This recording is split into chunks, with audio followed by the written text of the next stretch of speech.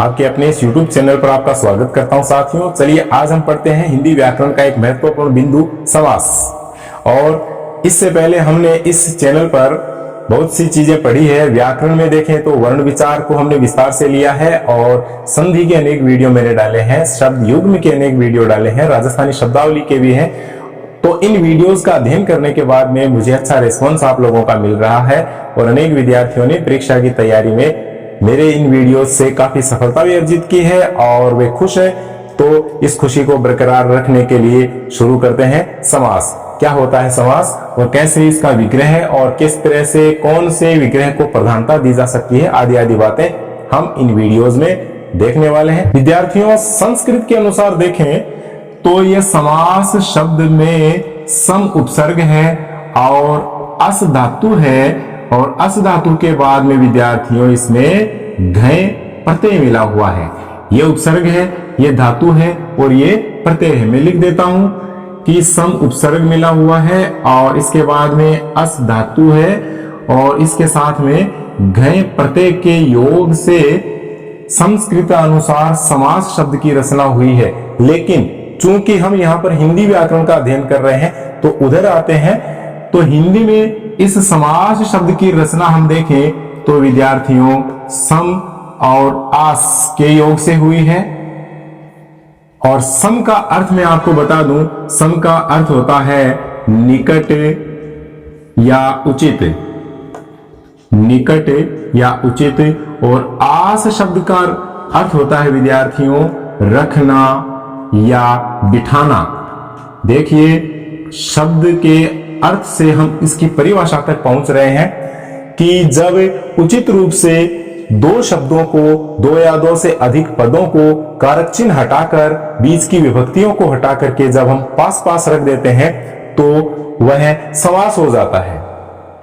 तो समुचित रूप से पास बिठाने के इस रूप को, इस प्रक्रिया को ही क्या कहते हैं, समास कहते हैं। लेकिन इसमें अर्थ तो इतना निकल गया लेकिन परिभाषा अभी तक नहीं बनी। परिभाषा कैसे बनेगी कि जब कारक चिन्हों या विभक्तियों को हटा करके दो या दो से अधिक पदों को पास पास रखने से जो उनका छोटा रूप बनता है, जो उनका संक्षिप्त रूप बनता है, जो उनका संक्षेपण हो जाता है, वही विद्यार्थियों समास कहलाता है।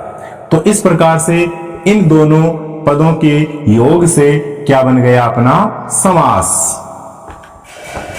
इस योग से बन गया समास और समास का अर्थ हो गया विद्यार्थियों संक्षेपण। समास का शाब्दिक अर्थ होता है संक्षेपण या फिर मैं कहूं संक्षिप्त रूप। ये देखिए, ये इसका शाब्दिक अर्थ हो गया। ये समास का शब्द विश्लेषण हमने यहां पर समझा है। इसको हमें याद रखना है कि समास की रचना कैसे हुई। हिंदी में इस तरह से नहीं पूछा जाएगा। हिंदी में इसके यदि टुकड़े आ जाते हैं संयोग से तो सम और आस के योग से ही शब्द की रचना हुई है। और समास शब्द का अर्थ होता है संक्षेपण या संक्षिप्त रूप। संक्षेपण करना या संक्षिप्त रूप बनाना ही क्या है, समास। तो ये हुआ अपना समास का शाब्दिक अर्थ। और अब हम देखते हैं इस समास से संबंधित विशेष बातें, मुख्य बातें जो क्या करेंगी, जो इस समास की सही सही परिभाषा हमारे दिलो दिमाग में बैठाएंगी। देखिए यहां मैंने समास के लिए विशेष बातें उतारी है, ध्यान दीजिए। प्रथम बिंदु कहता है कि समास का सीधा अर्थ संक्षेपण करना होता है। मतलब अभी हमने अर्थ में पढ़ा कि समास का मतलब क्या होता है। समास का सीधा सीधा अर्थ विस्तृत शब्दावली को छोटे रूप में करना होता है, यानी दो या दो से अधिक पदों के बीच जो विभक्तियां हैं उनको हटा करके छोटे रूप में। वैसे देखें तो समास का प्रयोग भाषा में एक प्रभाव उत्पन्न करने के लिए, सौंदर्य उत्पन्न करने के लिए किया जाता है ताकि उसका पाठक पर, श्रोता पर प्रभाव पड़े और वह छोटे रूप में ही, कम शब्दावली में ही एक विस्तृत अर्थ को समझ जाए। इसलिए समास का प्रयोग भाषा में किया जाता है। तो इस प्रकार समास का सीधा अर्थ संक्षेपण करना होता है। और अगला बिंदु हम देखें विद्यार्थियों, तो समास में दो या दो से अधिक पद होते हैं। परिभाषा में हम पढ़ते हैं कि दो या दो से अधिक पदों का योग समास होता है। विभक्ति चिन्हों का लोप करने पर संक्षिप्त रूप को समस्त पद या सामासिक पद कहते हैं। मतलब दो या दो से अधिक पदों के बीच में जो विभक्तियां हैं, जैसे हम कहें कि राजमाता, राजा की माता, अब राजा और माता इन दोनों शब्दों के बीच में, दोनों पदों के बीच में विद्यार्थियों की एक कारक चिन्ह है, विभक्ति है, तो उसको हम हटाएंगे और दोनों पदों को पास रखेंगे तो बन गया राजमाता। तो इस प्रकार विभक्ति चिन्हों का लोप करने से जो संक्षिप्त रूप हमारे पास सामने आता है उसको क्या कहते हैं? उसको समस्त पद या सामासिक पद कहते हैं। सामासिक पद क्या है? यानी समास का रूप ही सामासिक पद है, उसे ही समस्त पद कहा जाता है। एक ही शब्द के लिए अनेक नाम और उनका ज्ञान होना हमारे लिए आवश्यक है परीक्षा की दृष्टि से और समझने के लिए। अगला बिंदु महत्वपूर्ण है, ये क्या है कि समस्त पद में पहले पद को पूर्व पद, प्रथम पद के नाम से जाना जाता है, जबकि दूसरे पद को विद्यार्थियों द्वितीय पद और साथ साथ में कभी कभी परपद भी पढ़ने को मिलता है। तो इन शब्दों का ज्ञान हमें करना है कि पहला पद है उसका दूसरा नाम क्या है? पूर्व पद, इसको प्रथम पद, और दूसरे पद के लिए हमारे पास अनेक शब्द हैं। अनेक में एक तो आएगा द्वितीय पद और एक परपद। खासकर पूर्व पद और परपद, इनके ऊपर हमें ज्यादा ध्यान रखना है, क्योंकि इस तरह के शब्द यदि पढ़े हुए नहीं होते हैं और वे कहीं ना कहीं हमारे पास शब्दों में आ जाते हैं, पढ़ने के लिए सामने आ जाते हैं, तो विद्यार्थियों वे हमारे लिए मुश्किल बन जाते हैं। इनका ज्ञान, इनसे परिचित होना आवश्यक है। अंतिम बिंदु कहता है कि वाक्य में प्रयोग के आधार पर समास का रूप परिवर्तित हो जाता है। मतलब कोई शब्द है उसमें अनेक समास हो सकते हैं। कंपटीशन में सीधा सीधा शब्द रूप आता है तो उसमें हमें विग्रह के आधार पर मुख्यतया कहां तक उसका विग्रह पहुंच सकता है, इस प्रधानता के आधार पर इसमें कौन सा समास है यह हमें चुनना पड़ता है। जबकि किसी वाक्य में प्रयुक्त करके इसे पूछा जाए तो वाक्य में प्रयोग के आधार पर उसका रूप कैसे बदलेगा। देखिए एक उदाहरण है हमारे पास कि वह किसान वृक्ष मित्र है या वृक्ष मित्र कहलाया। वह किसान वृक्ष मित्र है।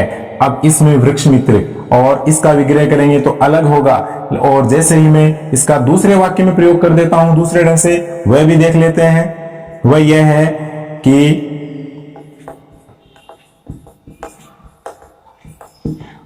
वृक्ष मित्र की सुरक्षा हो। अब यहां पर वृक्ष मित्र और यहां पर वृक्ष मित्र, वह किसान वृक्ष मित्र है, मतलब वृक्ष का मित्र है। वृक्ष का यहां पर विग्रह हो गया विद्यार्थियों, वृक्ष का मित्र है। ठीक है, यहां का आने से कौन सा समास हो गया?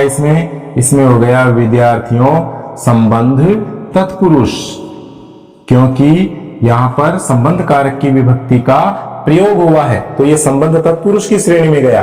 और वृक्ष मित्र की सुरक्षा हो, वृक्ष जो मित्र हैं, वृक्ष जो मित्र हैं या वृक्ष रूपी मित्र, तो देखिए यहां पर कौन सा हो गया? अपना कर्मधारय समास हो गया, क्योंकि यहां पर विशेषण विशेष्य का योग होने पर क्या हो गया?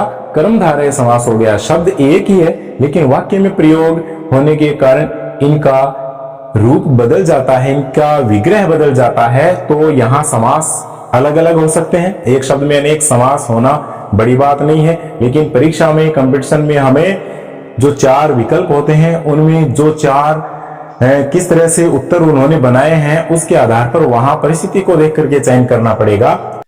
इन दोनों महत्वपूर्ण बिंदुओं में क्या अंतर होगा ये देखिए बहुत ही सरल ढंग से कि संधि और समास किस तरह से एक दूसरे से भिन्न है। मुख्यतया ये अंतर आपके सामने रखे हैं। देखिए संधि में ध्वनियों का मिलन होता है, 2 अक्षर समीप आते हैं उनमें विकार होता है तो वह संधि होती है, जबकि समास में जो समस्त पद होता है उसमें 2 या 2 से अधिक पदों का मिलन होता है। तो इस प्रकार संधि में ध्वनियों का मिलन जबकि समास में पदों का मिलन। दूसरा अंतर देखें, संधि में ध्वनि में विकार आता है इसलिए संधि ध्वनि स्तर की प्रक्रिया हुई, जबकि समास में 2 पद नजदीक आते हैं, 2 शब्द मिलते हैं, तो इस प्रकार ये शब्द स्तर की प्रक्रिया मानी जाती है।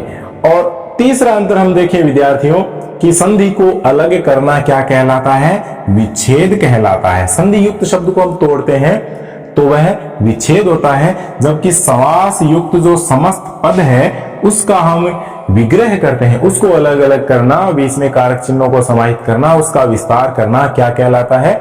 विग्रह कहलाता है। तो ध्यान दें कि संधि को अलग करना विच्छेद, जबकि समास को अलग करना विग्रह। इसी से एक हटकर के जो बात है बड़ी इंपॉर्टेंट है कि संधि का विलोम, संधि शब्द का विलोम क्या होता है?